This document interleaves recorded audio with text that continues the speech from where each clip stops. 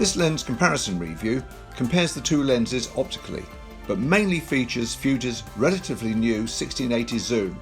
Okay, take it away, Nige. Hi folks. Right, the 1680 Fuji. Come in for a lot of flack recently online, and I think possibly rightly so. I found it to be a great lens, but we all know now, I think most of us know by now, there's a focus issue when zooming. There's a bit of a focus wobble when zooming. And that's not great. And Fuji have released a firmware update, version 1.01, and recently, I believe, a version 1.02. There's obviously a problem with the lens, they recognise that, but why didn't their quality control system discover this with their technicians before releasing the lens on the market? That's the annoying thing. And we all know this lens is an expensive lens. I think it was about £769 I paid for it. $800-900 I guess in the US, and this one of course is a third the price, as we know, and especially if you buy it bundled with a camera body, and this is the 1855. So a question I've also been asked is can I do a comparison test between this lens, the 1680, and the 1855 kit lens? And yes, I don't normally do this sort of thing really, because I'm a photographer that prefers to take pictures, not examine critically right to the edge of lenses to see whether they're any good or not. But I think really with these two lenses, a lot of people are saying, yeah, I'm sticking with my kit lens. They've been put off by the presumed faults with this one, with the 1680. And so I'm thinking now, okay, before I sell this one, perhaps I better do a test just to make sure I haven't bought a dummy here, you know.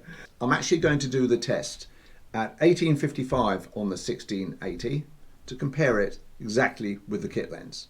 Okay, so without any further ado, I'm going to zoom out and do it. And we'll go through the range between 18 and 55 and see if it's any good. Okay, I'll get back to you on that. Cheers. Okay, so this is a very basic, unscientific optical test, and a tad amateurish too, it has to be said. Still, I ventured on, and I used the old bookcase test with books lined up parallel to said bookcase. You will notice that the process I'm describing does not sync with the images you're viewing, as I've placed them in this order for comparison. Firstly, using the 1855 kit lens, I shot using flash at 18mm wide angle at f4, then 18mm wide angle at f8, which is basically the sweet spot for most lenses. I then zoomed into 55mm and again shot at f4 and f8 as well. Exactly the same process then followed with the 16 to 80 lens. The results show that both lenses perform very well, and it's really difficult to distinguish between the two. Here I was only checking for sharpness across the frame, and in particular the edges, of course. Generally the edges on most lenses, particularly wide open, are the weak spots anyway. Stopping down to f8 usually improves the edges on most lenses. The centre, by the way, of both optics were really great, really sharp. There appears to be virtually no linear distortion at all. This would be particularly noticeable at the wide angle setting of both these lenses. Both lines are nice and straight without any signs of curvature. Fantastic. Next I used a B&H optical test chart. Well, part of it anyway. And again it demonstrated very little difference between the two lenses.